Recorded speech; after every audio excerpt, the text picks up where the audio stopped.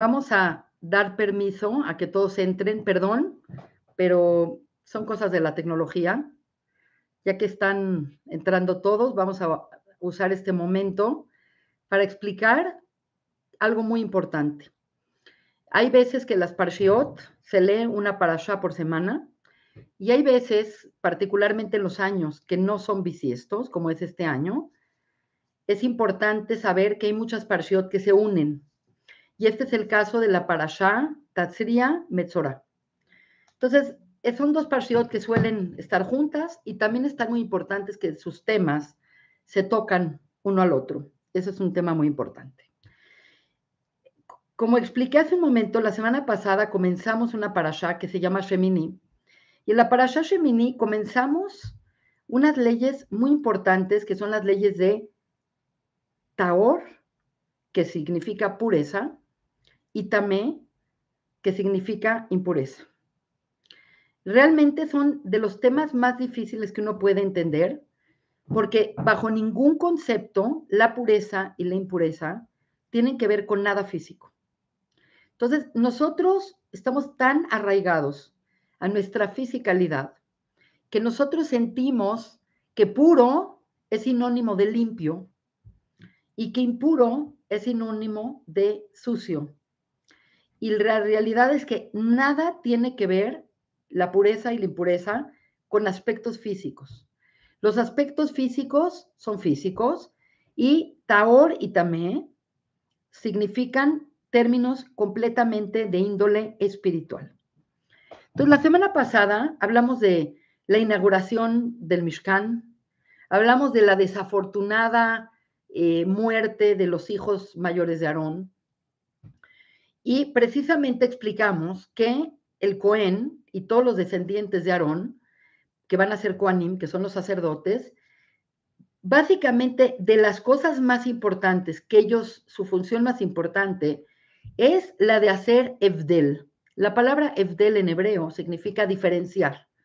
Diferenciar entre lo puro o lo impuro, diferenciar entre lo que es permitido entrar al Betamigdash o no es permitido entrar al Betamigdash.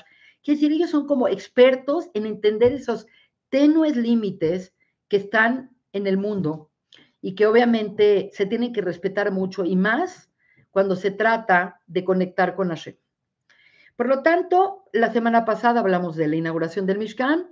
Posteriormente dimos un giro importante al tema de los animales, precisamente los animales tamé, que son los animales impuros, son aquellos que no sirven para el consumo humano y que en pocas palabras no son kosher, pero dijimos que tampoco son aptos para llevar al altar y ser sacrificados.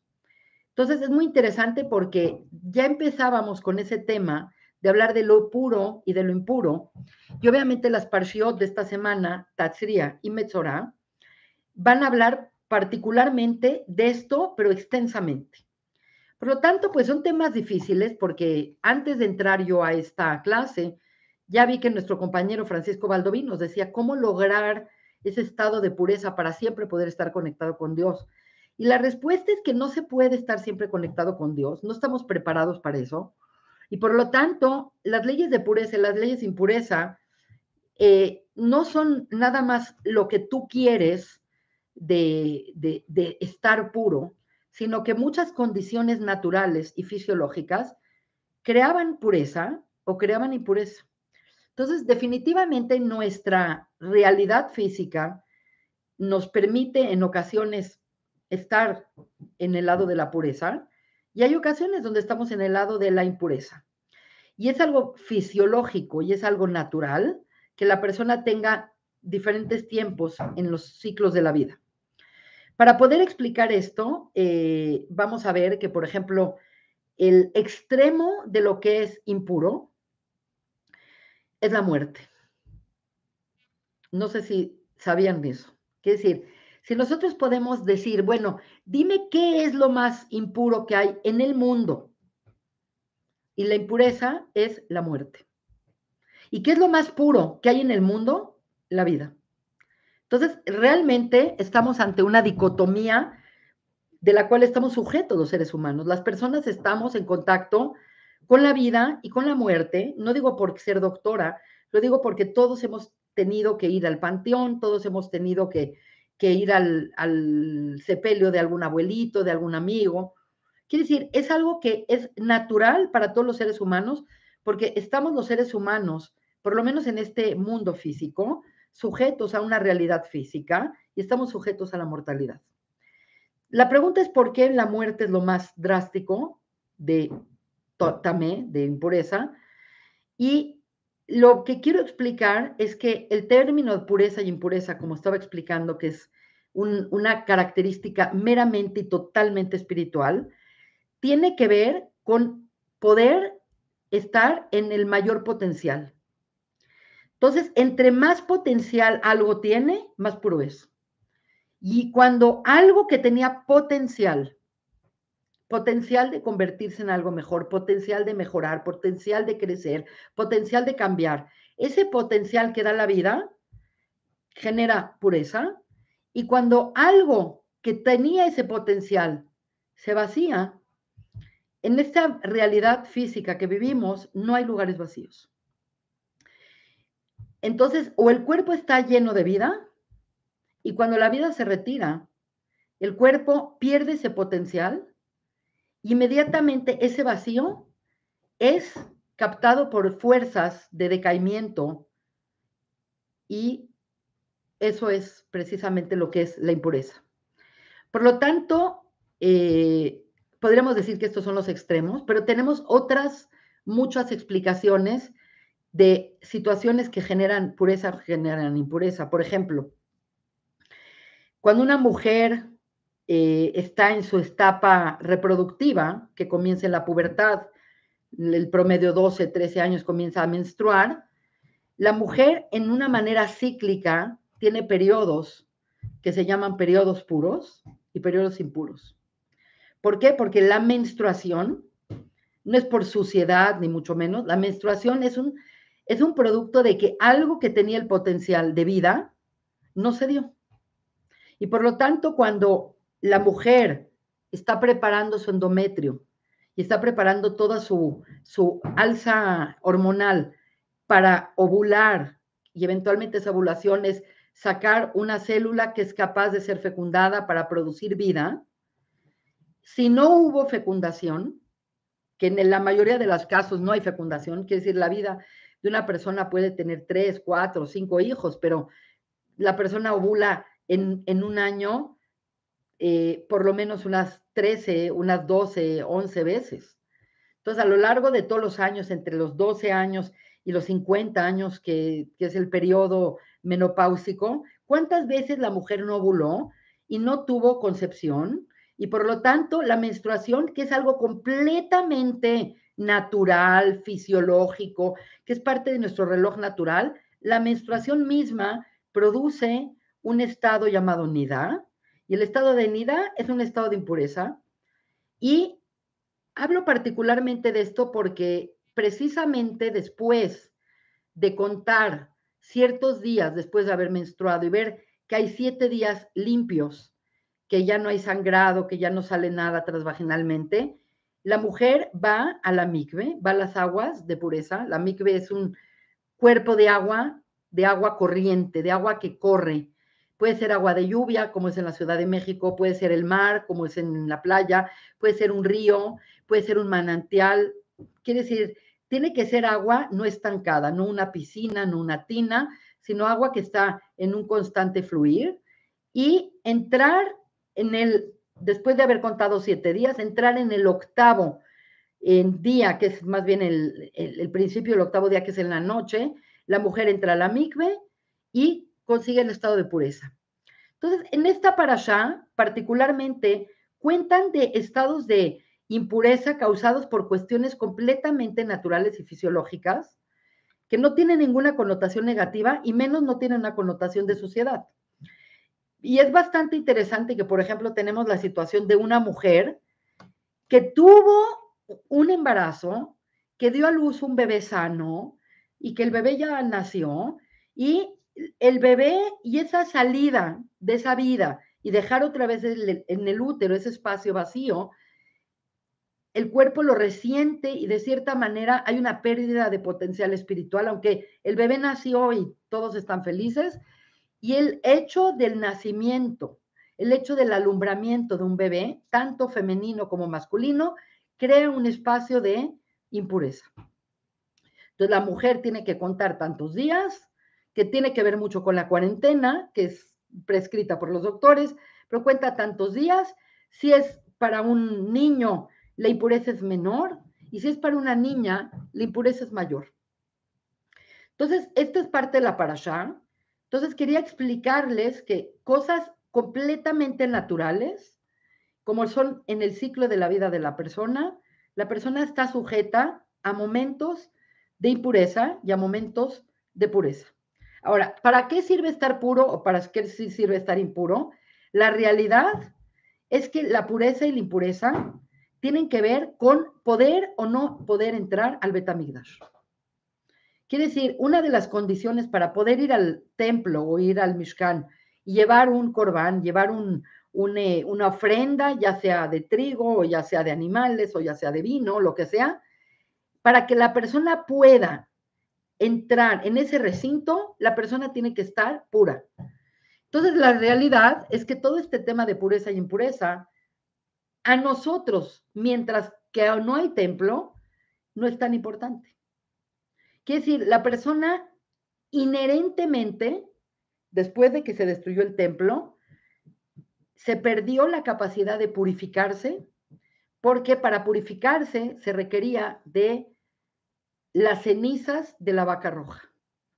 Entonces, acá hay un problema muy grande porque vamos a entrar en un conflicto, porque no hay vaca roja y no hay cenizas.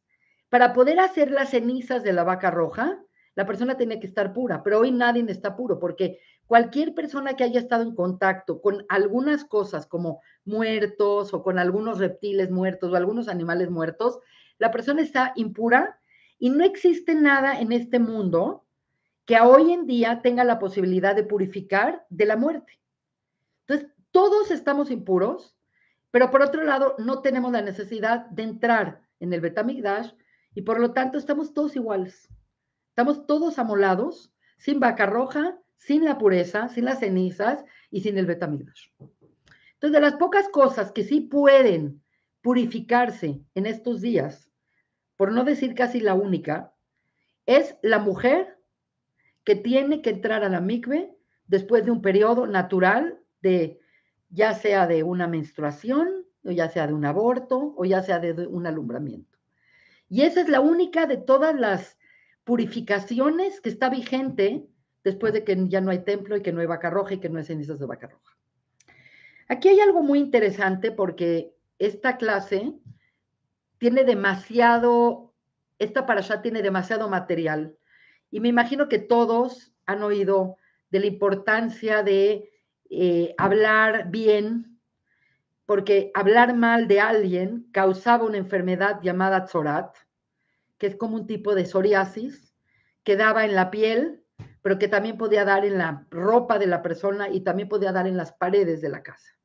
Entonces, definitivamente, tampoco se trata eso. Si algo no es lepra, no existe semejante cosa. Era uno de profecía que creaba en la persona una conciencia de que lo que estaba haciendo era muy negativo, porque hablar mal de las otras personas es una forma de fragmentación, y nosotros sabemos que la muerte viene por la fragmentación. Entonces, inclusive este tema de la shonara, de hablar mal de otro, nosotros como humanos, nosotros como pueblo, nosotros como seres vivos, tenemos que estar unidos. Todos venimos de Adán, todos somos hijos de Hashem.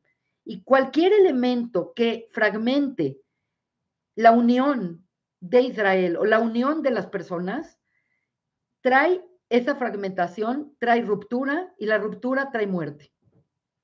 Entonces, vemos que cosas fisiológicas causan esto y también vemos que cosas a ciertas prácticas o ciertos aspectos de comportamiento también pueden causar impureza. Cuando una persona hablaba mal de alguien, le aparecían manchas, le aparecían estas señales, y entonces tenía que llamar al Cohen y le enseñaban al Cohen y el Cohen le decía, ¿sabes qué? esto sí es, y te tienes que separar del campamento por tanto tiempo, y te tengo que ir a revisar, y tienes que vivir este aislamiento, y te tienes que limitar a estar fuera del campamento porque estás impuro.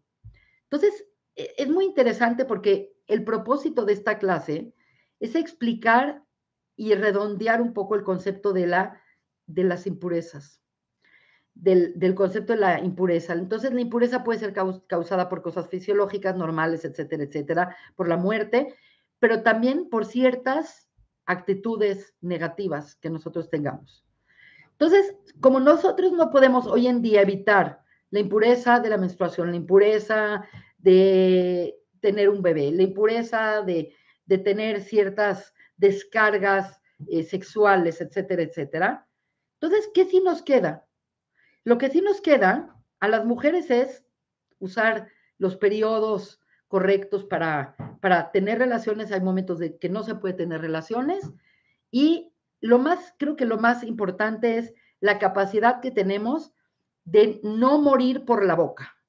Quiere decir, hay una cita del Talmud que dice, la gente muere por la boca, la gente cae por la boca.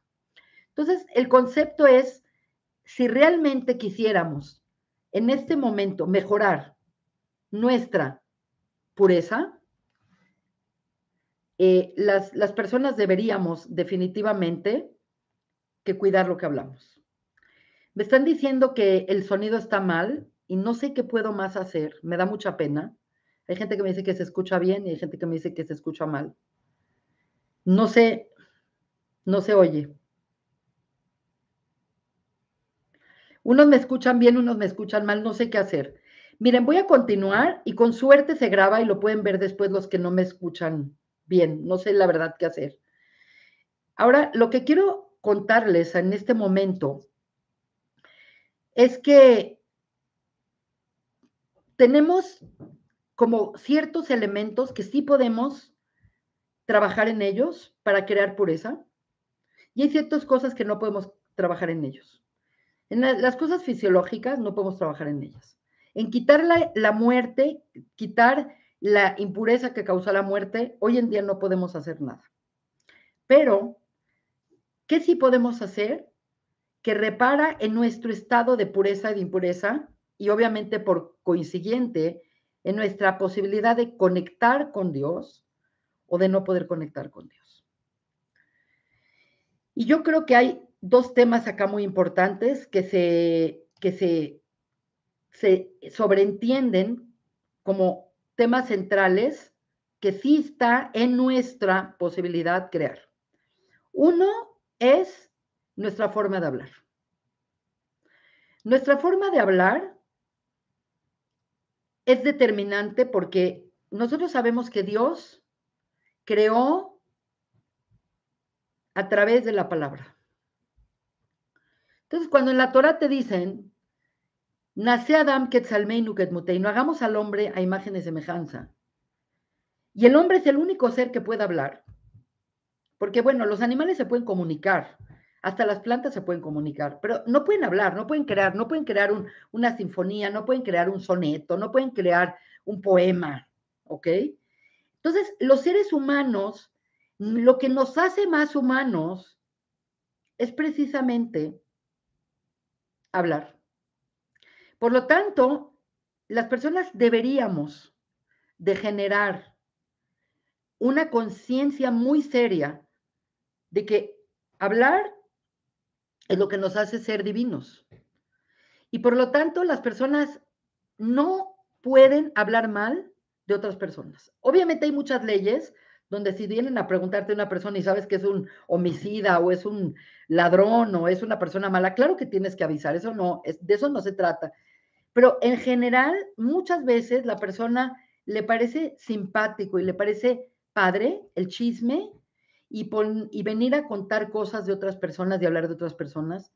Y no voy a hablar mucho de la Shonara, pero hablar mal de otra persona, aunque sea verdad, aunque lo que estás diciendo es verídico y es cierto, si es algo que no te va a ayudar a la otra persona a tomar una decisión y lo único que estás haciendo es deteriorar a esa persona, debes de evitarlo. Eso se llama la Shonara.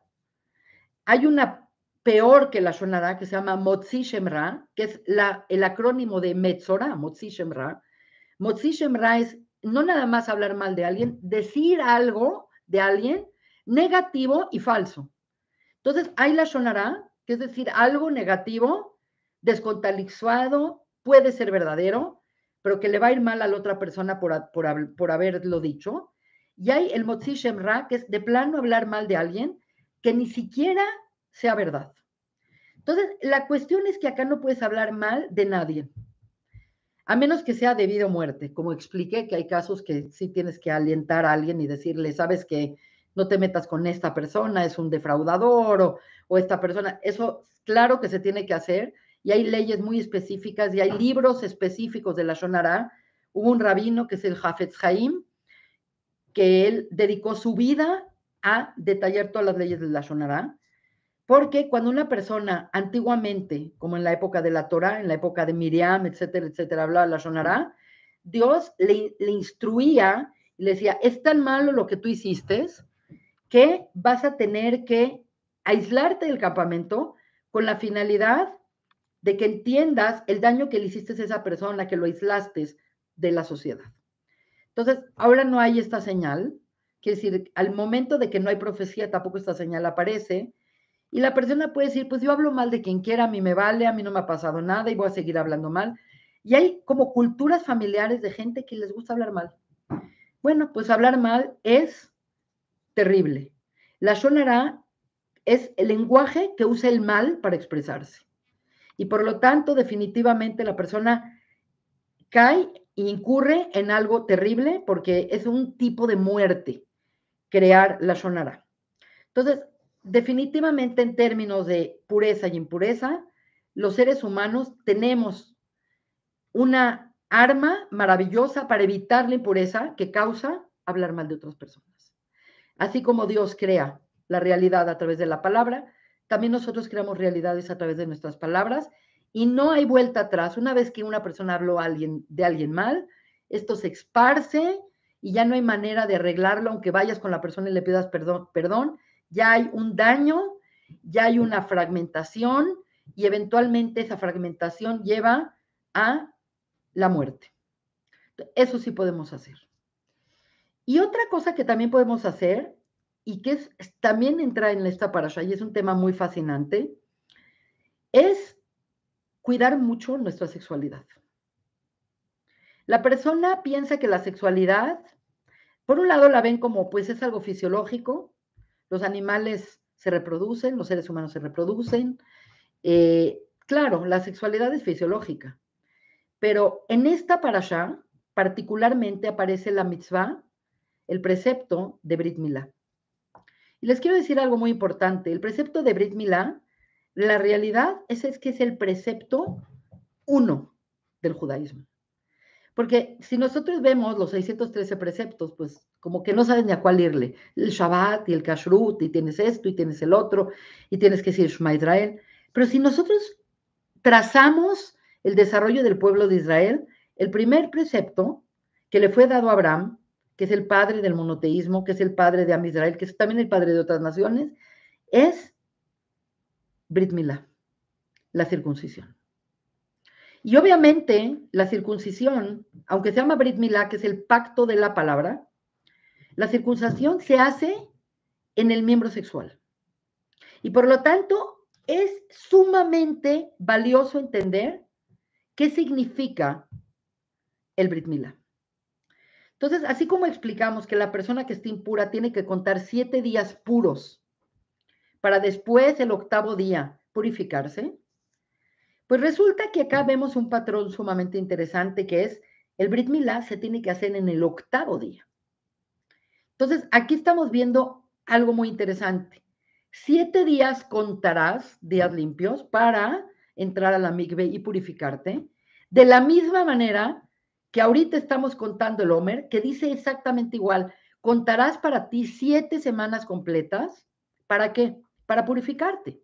Si ustedes leen la letanía que se dice, la meditación que se dice en el Omer, para contar el Omer, dice, lo hacemos para irnos purificando de la impureza que estábamos metidos en Egipto Y nos estamos purificando porque estamos yendo en dirección a recibir la Torah. Quiere decir, para la pureza y la impureza sirve para conectarse con Dios. Y por lo tanto, salieron de Egipto, que era un lugar de pura promiscuidad, era un lugar de pura idolatría, y se fueron mejorando, limpiando, mejorando, limpiando, mejorando, limpiando, hasta que finalmente contaron 7 semanas, que seguimos en el ciclo de los 7, que es 7 por 7, 49, que son 49 días del Omer. Entonces es muy interesante porque la Torá habla de la mitzvah de una mujer que cuenta 7 días para ir a la mikve, para poder tener relaciones con su marido. Y de la misma manera, Dios le dice al pueblo de Israel, cuenten para ustedes 7 semanas completas para purificarse, para ir a recibir la Torá. Y es interesante porque Shavuot ya no sucede en el ciclo de los 7. Shavuot sucede ya en la 8ª semana, que es el día 50. Entonces, la clave de la pureza es entender que hay cosas naturales que están evidentes en el número 7, porque el 7 en Kabbalah, el 7 en Machshavá, en Mashrevet Israel, 7 siempre va a ser Hateva, que es la naturaleza, pero el ser humano, pese a vivir en la naturaleza y pese a estar sujeto a los fenómenos naturales y fisiológicos, la persona tiene la posibilidad de ir más allá, de estar por encima de la naturaleza, lo que llaman Lemala Minateva, y esto es lo que significa el número 8. Entonces, el Brit Milá se hace el 8º día, porque lo que significa el Brit Milá es que la persona tiene un impulso que Dios le dio, que es el impulso sexual, que es el impulso más grande que tiene la persona. Guerras, no guerras, peleas, no peleas, se dan por el deseo de dominar sexualmente. Así como entre los animales están los machos alfa, que lo que quieren hacer los machos alfa es escoger el mayor número de hembras para impregnarlas. En el mundo que tenemos también es esto. La persona quiere tener dinero y quiere verse muy bien y quiere todo para tener las hembras que él quisiera. Eso es el mundo natural. El número 8 y la circuncisión y hacer este elemento, particularmente en el miembro sexual, significa, es como una señal que Dios le dice al hombre, eres natural, tienes instintos, pero te puedes controlar. Aquí no se trata de abstente, aquí nada más se trata de contrólate y debes de tener intimidad con la persona correcta, y eso es Kedusha. Entonces, básicamente, en esta parashá se entrelazan el sexo, la muerte, la impureza y la pureza. En resumen, hay muchas cosas que nosotros hoy en día no podemos hacer para purificarnos. ¿Y para qué nos purificamos si no hay Betamigdash? Es como una cosa circular. No hay Beit HaMikdash, no hay la vaca roja, y la persona nada más le sirve purificarse para estar en contacto dentro del recinto del Beit HaMikdash. Entonces, como que todo esto está arruinado, pero hay otro lado que está en nuestras manos y que nosotros podemos trabajar mientras se restablece el templo, se restablece la vaca roja y se restablece el poder quitar esa impuridad que causó la muerte y que todos tenemos algún contacto con la muerte o tuvimos algún contacto con la muerte. Y eso es la palabra, que es curiosamente que la palabra se dice milá, y el Brit Milá, que es la circuncisión. Por lo tanto, me pareció que era un tema fascinante. Tuvimos problemas de audio, etcétera, etcétera, pero nada que no podamos resolver. Y ahora, bueno, pues estamos con las preguntas de ustedes, que la verdad es lo mejor. Un segundito. Vamos a, bueno, ante todo agradezco que me siguieron a otra transmisión porque esta se arruinó, pero bueno. Tenemos a Susana Sierra, que fue la primera que dijo, sí se oye, y dio la buena noticia. Fanny, lo mismo. Y bueno, tenemos a Francisco Valdovinos, que también dice que se escucha, audio correcto. Bueno, muchas gracias. Tenemos a Gaby Quesada, que nos saluda de Costa Rica. Alma de la Huerta, muchos saludos. Francisco Valdovinos, Javier López, Paula Lonetti. Y vamos a las preguntas. Clara Domínguez y vamos Javier López. Un segundito. Tenemos a Francisco Valdovinos, que dice, ¿cómo trabajar para ser esa persona que siempre puede estar en condiciones de pureza para conectar con el Creador? Ya lo contesté, no se puede. Ya. No se puede porque si eres, por ejemplo, el Cohen, que era la persona que más debía de cuidar la pureza, el Cohen pues tenía leyes muy particulares de sexualidad y tenía leyes muy particulares de no estar en contacto con los muertos. Pero si a un Cohen se le moría a su papá, pues entraba al panteón. Y ni lo mande Dios si se le moría la esposa o se le moría, ni lo mande Dios un hijo, un hermano, tenía que entrar al panteón y se impurificaba. Entonces, no podemos estar en condiciones de perfecta pureza y no nada más eso, es perverso buscar estar en condiciones de completa pureza todo el tiempo. Este fue un problema que tuvieron los esenios. No sé si saben, pero en la época del Qumrán, en la época de los fariseos, los seduquim, hubo una secta que estaban obsesionados con la pureza, que eran los esenios, y se fueron a vivir al desierto y empezaron a hacer unas barbaridades que para qué les cuento. Algo muy bello que tiene el judaísmo es que no quiere que la persona esté fuera de su fisiología y de su función.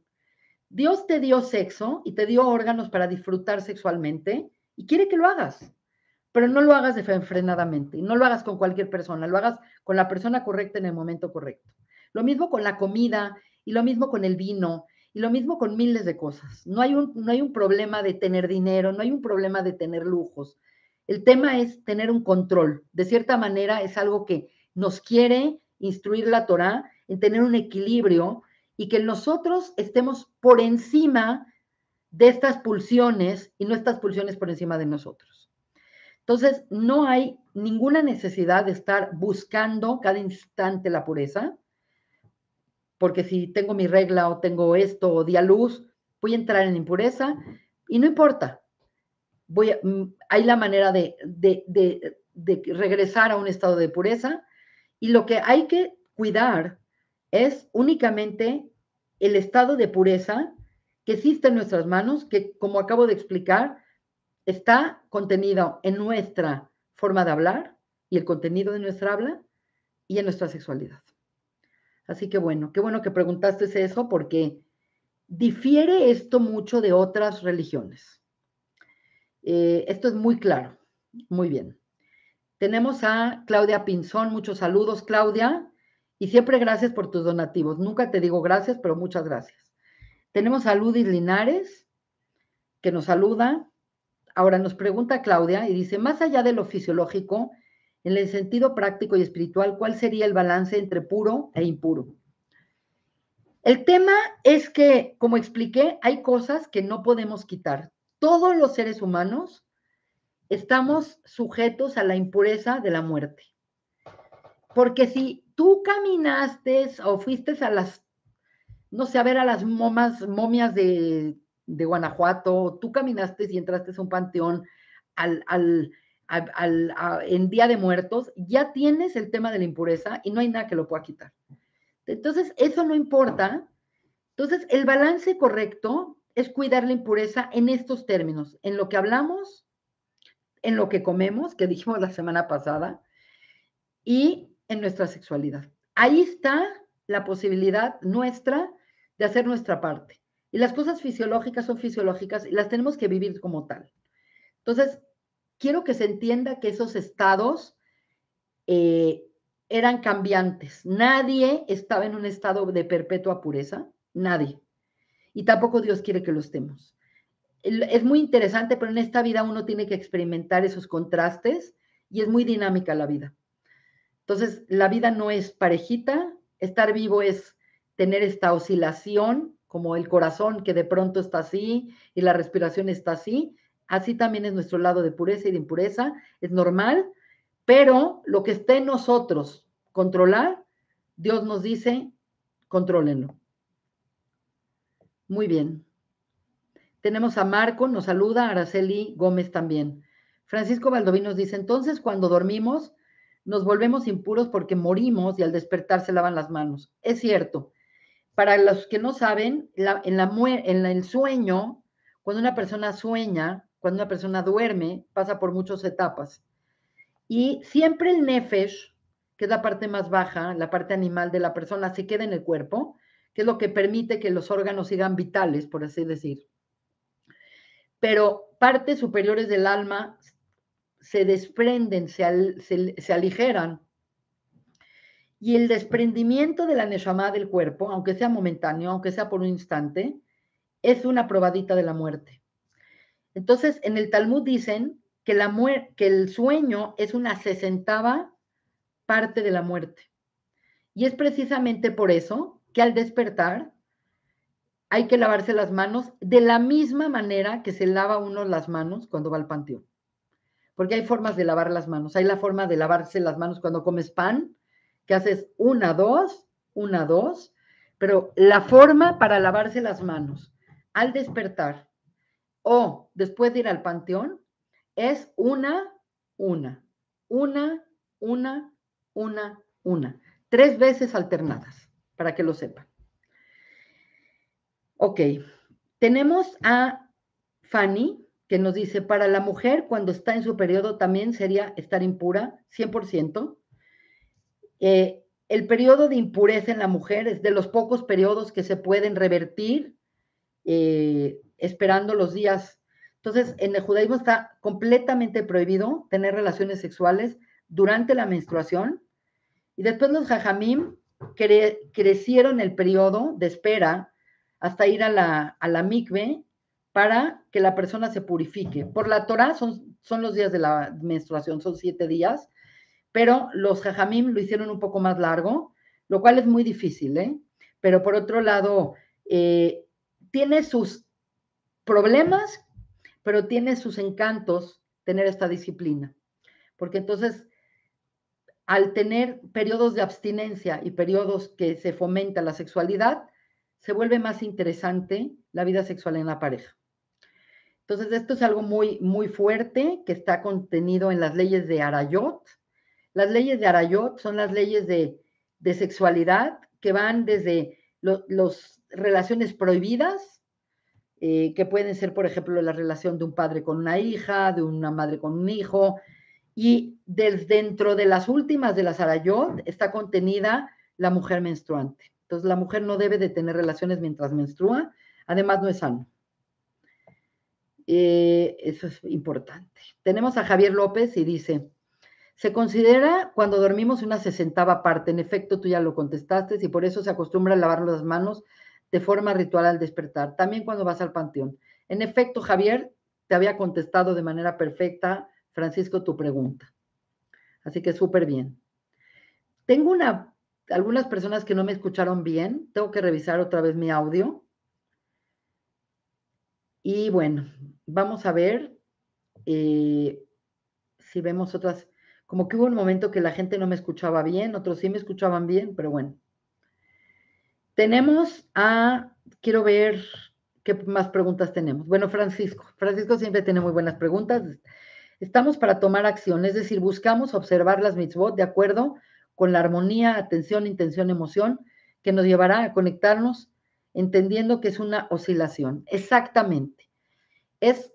Ni pudiéramos estar tan cerca, ni pudiéramos estar tan alejados. Entonces, esta oscilación es natural y es correcta. De las pocas personas que pudieron tener un contacto tan íntimo con Dios todo el tiempo, pues era nada más Moshe. Y aún así Moshe tuvo sus problemitas. Quiere decir, Moshe se tuvo que separar de su mujer, no porque no la quería, no porque no tenía tiempo para ella, sino que parte de la sexualidad contiene elementos fisiológicos de pureza y impureza. Entonces él no podía darse el lujo de estar en eso, pero bajo ningún concepto la Torah promueve el celibato ni la abstinencia sexual. Y por otro lado, en una ocasión, Miriam y Aarón hablaron mal de Moshe y a Miriam le dio tzorat, le dio esta enfermedad de la piel. Entonces ahí sí te das cuenta lo sensible que son estas leyes y que tenían tanto detalle. Ahora, les tengo que decir que los detalles halágicos de la ley con respecto a las leyes de pureza y impureza son mucho más amplios que todo Shabbat y todo Kashrut juntos en la Torah. Quiere decir, si tuviéramos que ver cuantitativamente cuánto le dedica la Torah al tema de hablar mal de otras personas y al tener cuidado de ciertas cuestiones sexuales y de ciertos procesos fisiológicos, dedica mucho más a eso que a Shabbat y que a Kashrut. Entonces, esto nos está diciendo algo importante, nos está diciendo Dios, aguas, esto es importante. Aunque es muy cotidiano ir a un cafecito y hablar mal de todos y destruir la reputación de alguien, no hay que hacerlo. Tenemos a Rainer Brown y dice, hola doctora Net, gracias por esto. Yo he abandonado el sexo y el estar con una mujer para siempre. Perdí el deseo sexual y llevo célibe ya casi 6 meses. Lo canalizo con ejercicio y oración. Pues la verdad es que no es necesario. Quiere decir, las personas pueden optar por esto, pero en la Torah no es correcto. La persona, Dios le dio ciertas pulsiones y esas pulsiones se deben de canalizar. Entonces, aquí el tema es que, pues, si estás en una época de entrenamiento, está bien, pero no sé qué edad tengas, pero si eres una persona joven, sí sería muy bueno que replantearas, quizás no has tenido la pareja correcta o quizás has tenido desilusiones, pero la sexualidad es importantísima, inclusive en servir a Dios. Entonces, hay que retomar ese tema, se puede retomar en terapia y todo, para también tener un aspecto de tikkun en la vida sexual correcto y no la abstinencia. Acuérdense que en el judaísmo no se promueve la abstinencia más que temporalmente. Así que bueno, te deseo que sea temporal y que lo puedas resolver porque el sexo, la verdad, es sumamente importante y es una forma de conectar con otras personas de manera muy única. Muy, muy única. Entonces, es algo que la persona debe de intentar crear un tikkun en su vida sexual. Esa es mi opinión. Ojalá que lo puedas lograr y si necesitas ayuda, podemos hablar cuando tú gustes. Florencia Medina nos saluda desde Argentina y dice que ya se escucha bien, lo cual me da felicidad. Francisco dice, en Malhut estamos para tomar acción, es decir, si buscamos observar las mitzvot con una armonía, atención, intención y emoción, que nos llevará a conectarnos entendiendo que es una oscilación. Sí, en efecto, 100% sí. Reiner nos dice que a través de la meditación y se ocupa en lo mío y Dios y así está bien. Sí, te entiendo, pero yo también te quiero decir algo. Dentro de una relación muy trabajada, una relación, estoy hablando de pareja, puede haber meditación durante el acto sexual, que es raro, porque normalmente el acto sexual entra la imaginación y entran elementos que no se ven muy puros y no se ven muy kedoshim, pero una de las meditaciones más interesantes que tiene el judaísmo es la meditación de una pareja cuando están teniendo sexo. Así que tómenlo en cuenta. Y bueno, en Shabbat se promueve mucho la sexualidad, porque Shabbat es la interacción de Malhut con Yesod y puede llegar a ser muy bien. Bueno, ok, tengo una pregunta que dice control, pero no abstinencia. Exactamente. Créanme que es bastante difícil una persona que cuida las leyes de pureza familiar, una mujer que normalmente su ciclo sexual es de 30 días, que es como lo normal, puede ser 28, puede ser 32, pues de repente resulta que menstrua 5 y cuenta otros 7 días, 12 días del ciclo, prohibido tener sexo. Pero después ya puede incursionar en eso. Es interesante porque a priori se ve como, oye, qué difícil, te acabas de casar y te están poniendo estas leyes, como quien dice, ¿por qué Dios se mete con la sexualidad? ¿Qué tiene que ver Dios con la sexualidad? Pues tiene que ver con todo, porque en la sexualidad está el poder más grande que tiene la persona, que es el poder creativo. Tú puedes crear una persona, obviamente con la ayuda de Dios, pero somos como socios. Tu pareja, tú, Dios, crean una sociedad de traer una nueva vida, una nueva alma a este mundo. Se ve difícil, pero a la hora de la hora, ya cuando la persona le agarra la práctica y ya son varios años que lleva esto, se vuelve muy interesante la abstinencia temporal y el regreso a la sexualidad se hace con mucho más entusiasmo y con mucho más ánimo. Entonces siempre hay como una frescura y no te aburres, porque pues es como si todos los días comes chocolate, pues a lo mejor ya no quieres chocolate. Pero si no puedes comer chocolate unos días y luego te dan chocolate y dices, qué rico el chocolate. Esa es la verdad. Tenemos a Amalia Gallegos, que dice, doctora, buenas noches, le saludo con mucho cariño, que es un pecado de muerte. Bueno, hay muy pocos pecados de muerte en la Torá, aunque la Torá sí menciona que hay cosas que ameritaban muerte, pero por otro lado el Talmud dice que siempre se encontraba cómo salvar a alguien de un pecado de muerte. Pero hay tres mayores pecados en el judaísmo que la persona, para no incurrir en ellos, se puede dejar matar. Así de plano. Uno es idolatría, pero así idolatría de que la persona se vuelve frente de un público, una persona que tiene pues esa responsabilidad, un rabino, que de repente se vuelve un idólatra, o le dicen, te matamos si no haces esta idolatría, pues la persona tiene que decir, pues mátame, y ya. Y hay muchos casos así en el Talmud y en la historia. Entonces, idolatría es una de las mayores. La otra es inmoralidad sexual. Si viene una persona y te dice, tienes que tener relaciones con tu papá y si no te mato, tú le tienes que decir, mátame, yo no voy a tener relaciones. Y esa es la segunda. Entonces tenemos idolatría y la otra es arayot, relaciones sexuales indebidas. Y la tercera es que una persona diga, si no matas a tal, yo te mato a ti. Entonces tú no puedes decir, no, pues yo me voy a salvar, entonces yo sí voy a matar al otro. Entonces le tienes que decir, mátame.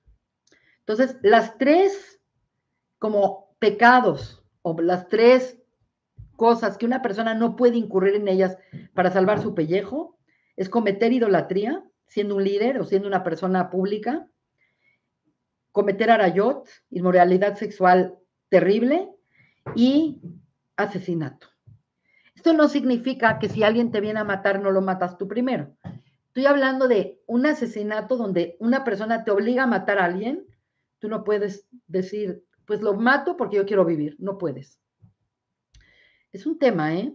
Es un tema mayor. Tenemos a Susana Sierra, dice, doctora, ahorita comentó que no siempre estamos conectados a Hashem, pero ¿cómo hacerle para que los periodos de desconexión sean muy cortos? La verdad es que hay muchas formas de conectarse con Hashem y el punto es que también te conozcas a ti. Hay gente que se conecta a través de la meditación, hay gente que se conecta a través del rezo, hay gente que se conecta a través de la música, hay gente que se conecta a través de hacer actos buenos. Entonces, la persona no tiene que hacer cosas extraordinariamente complejas para estar conectado con Dios y para tener conciencia de Dios todo el tiempo. Pero tienes que generar una conciencia elevada. Entonces, la persona puede tener una vida cotidiana y puedes cotidianamente tener conciencia de Dios y estar conectado a Él. Obviamente la Torá, con sus leyes y con su sensibilidad, es como el método más completo de cómo de conectarnos con Dios, pero no es el único. Si una persona, hay muchas personas que cuando ven naturaleza o cuando oyen música preciosa, por ejemplo, hoy fui a un concierto y hubo un momento donde me sentía tan conectada con Dios y era un concierto en la sala Netzahualcóyotl, era un concierto padrísimo. Hay gente que, entonces aquí el tema es conocerte un poco, obviamente conocer la Torá, porque cuando una persona hace un precepto que Dios le pidió, pues es una forma de conectarse, pero la persona lo puede hacer a través de comer un alimento con conciencia, cantar, decir una plegaria, ayudar a otra persona. Entonces, la persona tiene que generar un conocimiento de sí mismo y qué le ayuda a él, qué es para él la forma más sensible de crear una conexión constante. Pero por otro lado, es muy difícil crear esa conexión constante. La persona de repente se ve inmersa en su trabajo, en sus problemas, en pagar cuentas, en ir a traer cosas, en los tráficos, y se le olvida. Pero es un tema de entrenamiento, de traer a Dios a tu vida en cosas cotidianas y en cosas más especiales. Esa es mi opinión. Alma, muchísimas gracias por tu donativo. Muchísimas gracias. Tremendo este concepto de que es perverso en perfecta pureza. Es cierto. Es cierto, no saben los problemas que se mete la gente que quiere estar en un constante estado de pureza.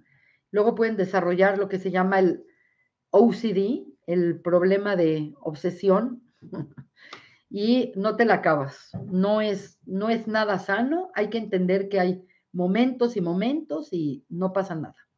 Somos humanos. Dios no quiere que seamos perfectos. Dios quiere que seamos mejores, de plano. Control y dominio, totalmente de acuerdo. Lilia Mejía dice, con respecto a la Shonara, si uno habla en familia de otros, pero no se entera nadie, solo la familia es algo, sí. La Shonara es hablar tú mal de alguien con la persona que esté, aunque no sea algo que se va a difundir. Así sea que estás con tu esposo o con tu mejor amiga y empiezas a hablar mal de otra persona y dices, de aquí no sale nada y se quedó aquí, es la Shonara. Ahora, no todos los reportes negativos son la Shonara. Como expliqué hace un momento, si una persona conoce a alguien que es un estafador terrible y de repente estás viendo que a tu mejor amiga que está haciendo negocios con él, puedes decirle, oye, ¿sabes qué? A mí me parece que esa persona es estafadora. Revisa. No puedes afirmar, pero tienes que prevenir a la persona. Entonces, la Shonara no nada más es el que habla mal, sino el que escucha. Entonces había un rabino que decía, ¿saben por qué los dedos tienen esta forma, como redondita acá? Dice, para que te puedas tapar las orejas y no oigas la Shonara, porque es tan malo hablar como recibirla. Entonces, de verdad, no hay que hablar la Shonara. No saben lo dañino y lo terrible que es para uno y para el otro. Javier López dice, ¿por qué la costumbre de que una mujer judía no puede entrar al panteón y por qué sí pueden cuando fallece un pariente cercano? Me imagino que es un tema de pureza. La verdad, no es cierto. Las mujeres judías sí pueden entrar al panteón y hay una reglamentación un poco distinta entre comunidades sefaraditas o comunidades ashkenazim. Yo soy ashkenazí, nunca me prohibieron entrar al panteón para nada. Es más, al Pi Kabbalah tiene más peligro un hombre de entrar al panteón que una mujer en cuestión espiritual. Entonces, el entrar al panteón no, ni te da ni te quita de la pureza, porque no hay antídoto contra eso. Entonces, la mujer sí puede entrar al panteón y no está prohibido por la Torah que una mujer entre al panteón. Muchas veces no se permite que entre una mujer embarazada al panteón. Ahí hay otro tema. Pero una mujer sí puede entrar al panteón en cualquier circunstancia. Vamos a una pregunta más. Dice Jorge Mantilla, ¿cómo estás, Jorge? Dice, saludos, doctor, una pregunta. ¿Cómo podemos tener más sustento económico? ¿Algún consejo? Pues la verdad es que, primero que todo, hay que plantear un buen negocio o algo que se vea que puede ser bueno. Que si tenemos que hacer nosotros nuestra parte de encontrar en qué somos buenos o qué podemos vender o qué podemos hacer. Y tenemos que entender que el sustento sí viene precipitado a través de nuestras emociones y de nuestra conexión con Hashem. Entonces, pues hay varias cosas que uno puede hacer. Primero, plantear un buen negocio. Y en segundo, si te entra dinero y es un dinero que puede ser suficiente para ti, es muy importante compartir. Porque si no compartes, no hay flujo. Y si no hay flujo, no hay, puede ser que te viene una vez un influjo de dinero, pero sí, tú no diste, entonces se corta la conexión. Entonces, está comprobado que la persona que puede darse de acá y no la da, hace mal en su sustento. Entonces, la persona si gana 100 y vive con 50 y ahorra otros 50, pues que agarre de esos 50 el 10% y lo dé a gente necesitada. Está comprobado que eso sirve. Yo lo tengo comprobado. Yo ya lo he probado y he probado a Hashem con eso y a mí sí me ha funcionado. Pues miren, los tengo que dejar porque se hizo tarde con todo el problema del audio, pero nos vemos la semana que entra, Bezrat Hashem. Todas las parshiot de Baikra a mí me parecen fascinantes. Tienen elementos fascinantes que tienen que ver con la vida, con la fisiología, con el mejoramiento personal. Y obviamente, pues estamos en la época del Homer, entonces a veces podemos hablar un poco del Homer y por otro lado, pues podemos hablar un poco de la parasha. Les mando un cordial shalom, deseándoles una buena semana y que todos tengan el sehut, el mérito de conectarse con Hashem en los términos de Hashem y que podamos ver muchas bendiciones en nuestras vidas. Los vemos la próxima semana con muchísimo cariño. Los quiere la doctora Net Pierre y escríbanme. Yo siempre contesto.